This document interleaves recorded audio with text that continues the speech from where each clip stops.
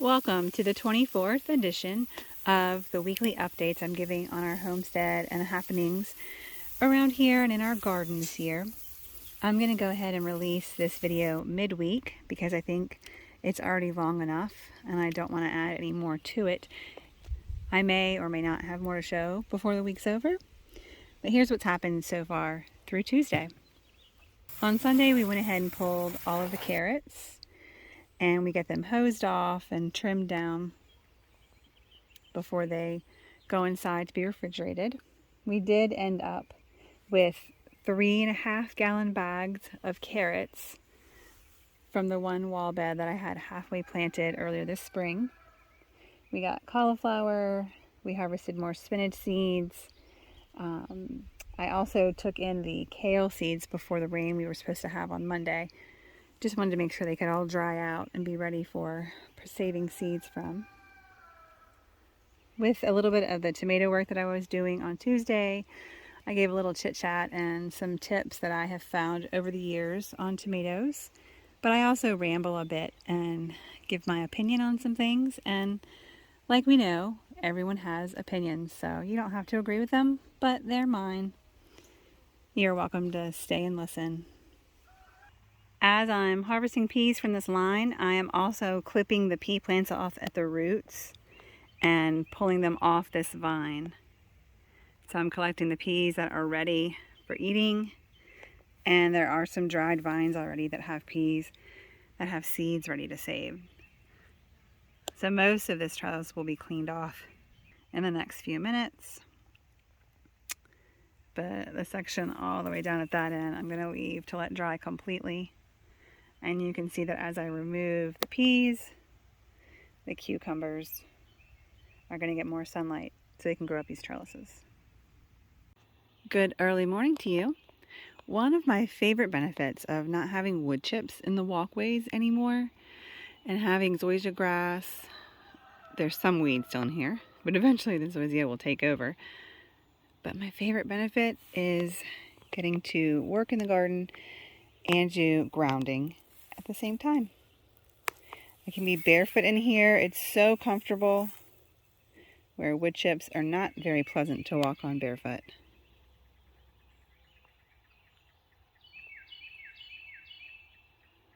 While I do have irrigation in almost all of the wall beds, I don't have it in the beds, the raised beds in the center, in the ground. I don't mind being out here and watering things. It helps me to also keep an eye on weeding and plant conditions. On this half of the garden this year where I don't have tomatoes growing, in abundance anyway, I did put a couple down there, I have an overhead sprinkler to run when it's needed. And in the rest of the garden where I have a lot of tomatoes, I will be using a wand. Let me get over there. I've struggled in the past with these overhead sprinklers. I think the designs are pretty yucky. It's a nice word for it, I guess. Maybe it's just because we've always bought the cheap ones, but this year my husband was the one buying the sprinklers. We had a gift certificate, and he got me these from Lowe's, and they are so much easier to understand for simple-minded people like me. Wherever you want the rotation to be, you just move these dials. Can you see them? It's so easy to set and understand. Unlike this, my older one that's halfway broken now, it took forever, and every single time I wanted to use it, I had to relearn what all these dials meant and which way the sprinkler was going to go. So I'm very happy with this bulkier, new, improved invention. You see those tomatoes starting to grow? I'm so excited. These are my favorite tomatoes because they were the first tomatoes that I ever learned to like. They are Golden Jubilee. They're an orange tomato. It's been dry here for quite a while. I can't remember the last time we had a good rain. Maybe 10 days to 2 weeks, but we were promised a lot of rain yesterday, according to the weather apps, and it did not come. The main part of the storm passed well north of us, so we got a little spittle of rain. And I've noticed for the last 2 or 3 days my tomatoes are starting to look pretty thirsty. And I told them, just wait, rain's coming. You're going to get some on Monday. They didn't. So I am out here watering them this morning. I'm giving them all a long, deep drink. Tomatoes do not like overhead watering, especially in humid environments like we enjoy here in Virginia. But thankfully, it's not humid yet in June. The tomatoes do much better if you just water them at their roots.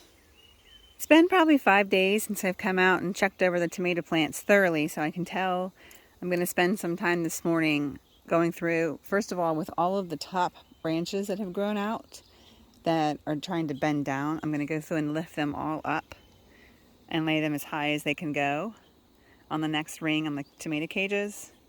And then I will delicately look underneath and find any armpits that need clipping and trim out any unnecessary branches that are clogging up the airflow for the tomato plants.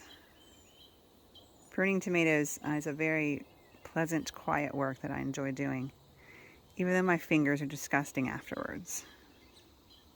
Just in case you want to stop by and let me know that overhead watering is very inefficient and most of the water evaporates, let me just stop you right there and let you know that we have a 250-foot deep well. We get 20 gallons a minute of water, and we're completely off-grid with solar power.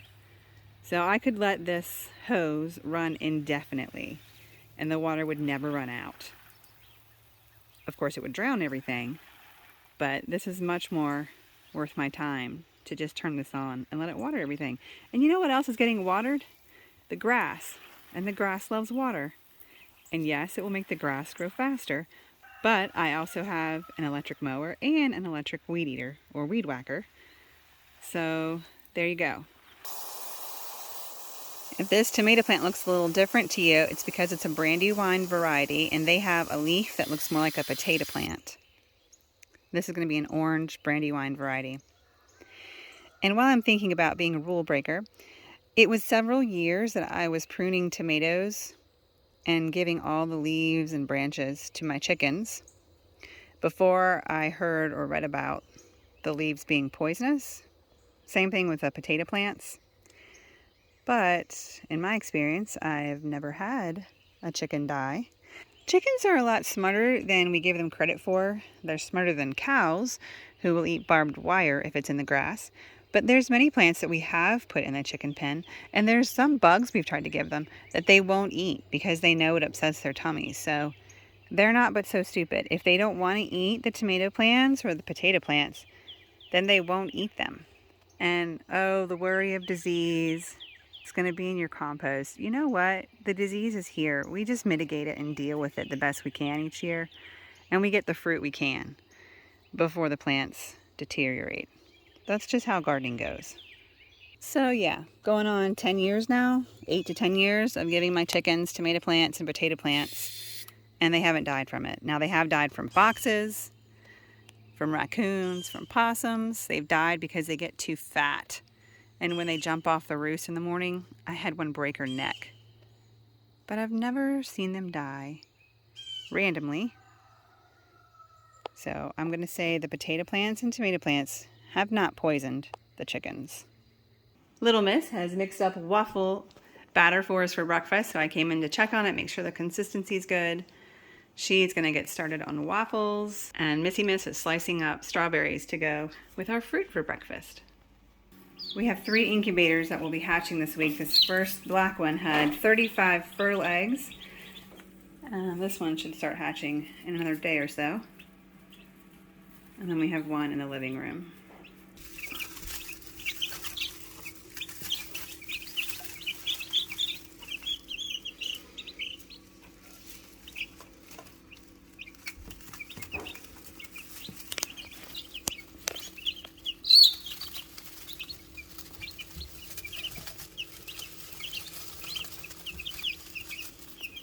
Well, everything's watered and breakfast is underway, so I'm back out now and I'm gonna go ahead and lift up these branches that are hanging down low, help get some air flow into the plants, and then I'll go back through and prune them all. Now, I want you mamas that might have lots of little people still to not stress. I'm able to do all this because my kids are a little older now. They have a little bit of experience and training. They do help me out here with weed eating and being feet for me to run and grab stuff. And they help by keeping a lot of the stuff in the house organized. And I don't have to supervise it constantly because they are older now. When my kids were little and I was learning to garden and I was growing the garden bigger each year, my house may not have been as clean all the time. Or I may have been running around like a chicken with my head cut off, trying to get it all done on my own and overstressing myself with expectations. So just relax. Enjoy whatever phase you're in with your family and your life. Learn when you can learn. Work when you can work. These cherry tomatoes, they love to grow outside of the cage and then just hang down like big giant trees. So I'm constantly tucking them back in, trying to convince them it's better for them if they stay in the tomato cage. Just remember, we all have the same 24 hours in a day. Figure out what your priorities and your values are and focus on those things. And I think it's really, really something we have to do a lot more these days than maybe generations in the past have, is we have to say no to a lot of stuff. If you want to develop a homestead and you want to raise a family on a homestead, you're going to be there a lot of the time. You're going to have to say no to a lot of the activities that go on away from home. And you're going to have to be okay with that. And you're going to have to make home a pleasant place everyone wants to be. But we feel like we have created our own little private island, our own Garden of Eden here. It's a sanctuary. It's a place where we relax and enjoy our time. It's where we want to be. We still like to travel and go places and see things. Definitely love to be at the beach. But home is really our favorite place in the world. Don't you want your kids to think home is their favorite place in the world? What better way to raise a family?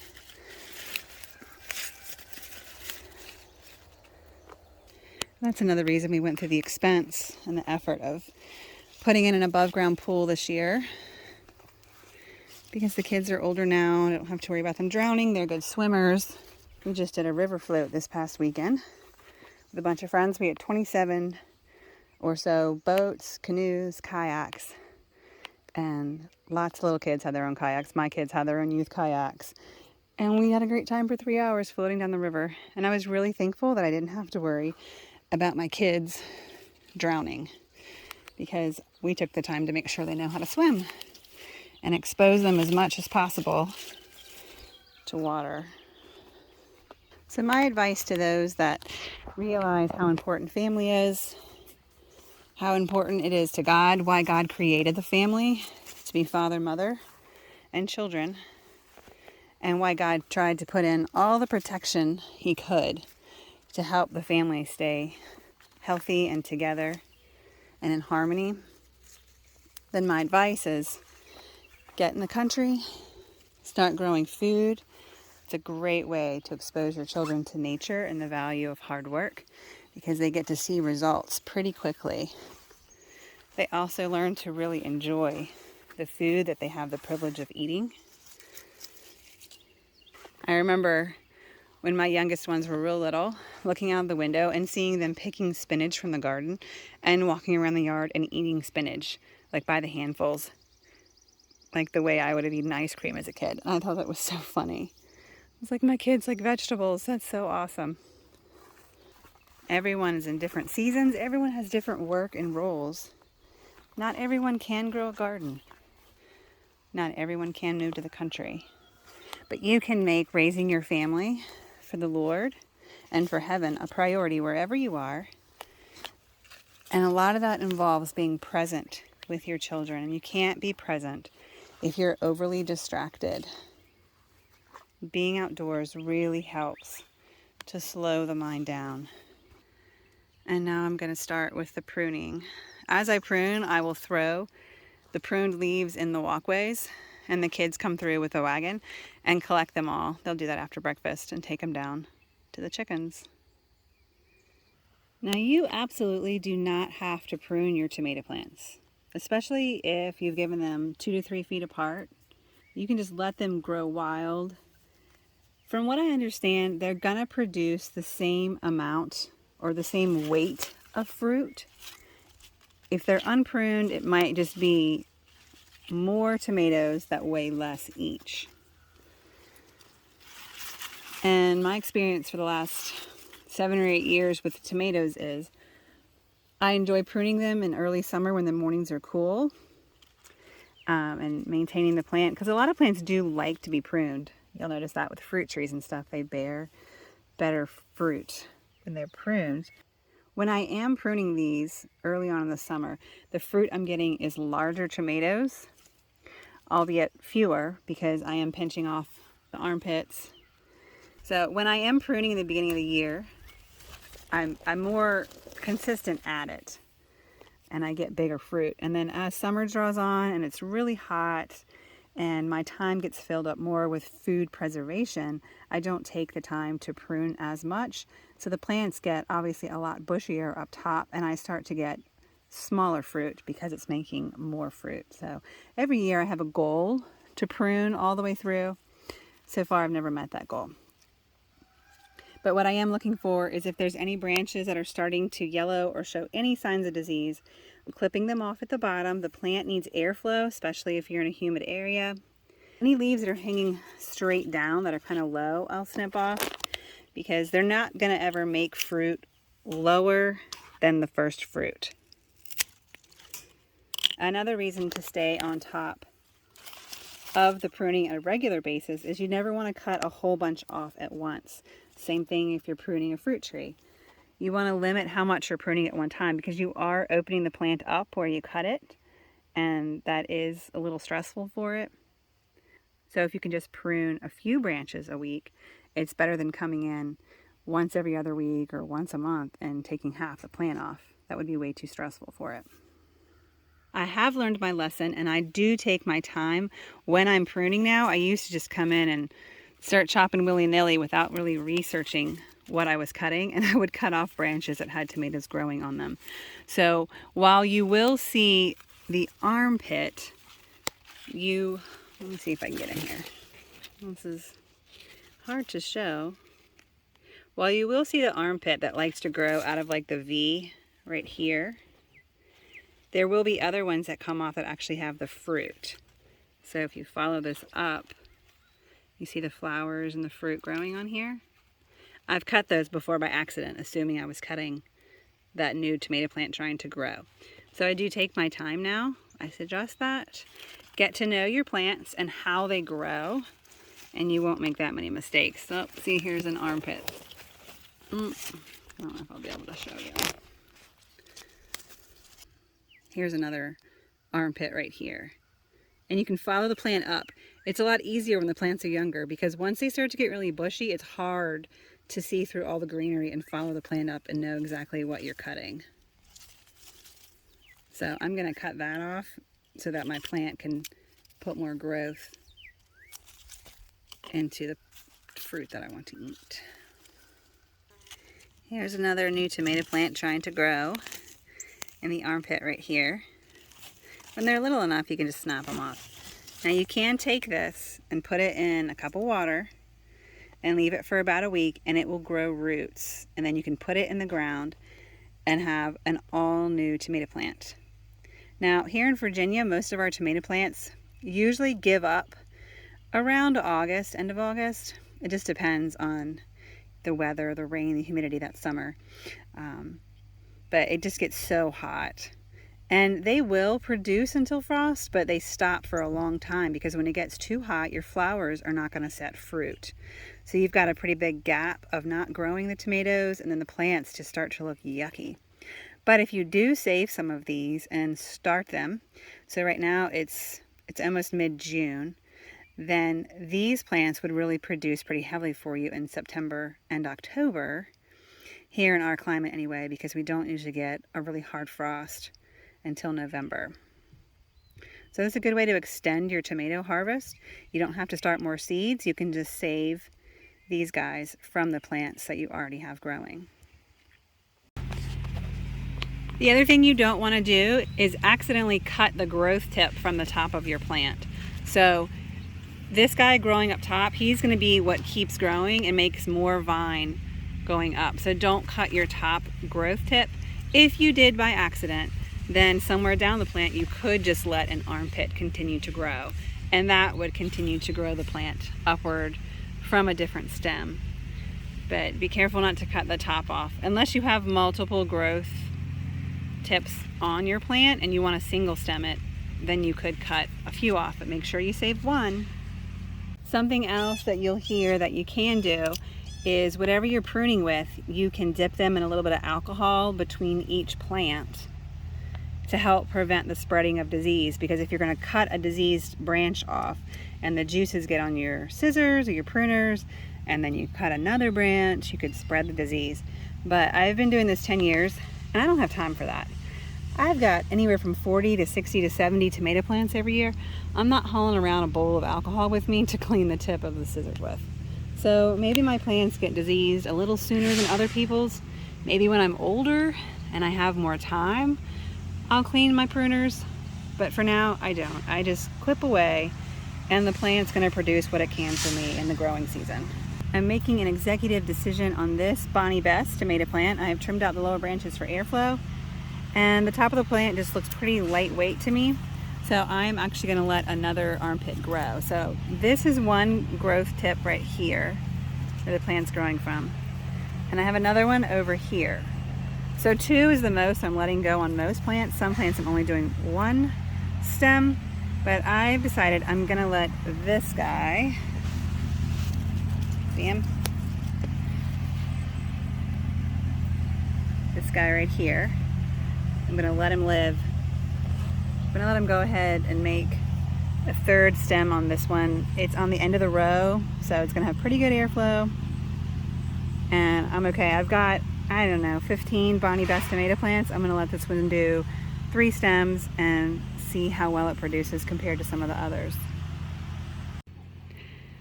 On the topic that I mentioned earlier of what they say about potato leaves and tomato leaves being toxic for chickens, they also say that avocados are toxic and poisonous for chickens and dogs, but my chickens love them, and my dogs will jump into the compost bin to eat the inside of a leftover avocado anytime we put them in there. Now, I'm not saying to ignore the experts or ignore what books say, but they also say that comfrey is toxic if you ingest too much. But my understanding of the study that made the experts make that statement was they gave tons and tons of comfrey, a particular part of the comfrey, to mice. They gave them so much that it affected their livers. And that's how they determined that people should not ingest comfrey. You know, I'm in my 40s now, and that certainly does not make me an expert. I've only been gardening about 10 years. I still feel like a baby in all things. I still look to other people to learn what they can teach me. But what I've really come to after 40 some years on this planet is, unless it's the Word of God or super simple common sense or my own experience, like hands-on experience, then I take what they have to say with a grain of salt. And I might consider it and ponder it in my mind, but until I have real experience with it, I don't take it as law. I don't take it as the Bible. I think real experience matters. And other than the Word of God, there's nothing that you can implicitly trust to be correct and true all the time in all circumstances. Sorry for the roosters. They're just obnoxious. I took the irrigation lines out of this part of the bed, so I'm just hand watering to make sure it stays moist while I'm waiting for seeds to pop up. If we were going to just listen to the experts, we wouldn't have even designed this garden the way we have.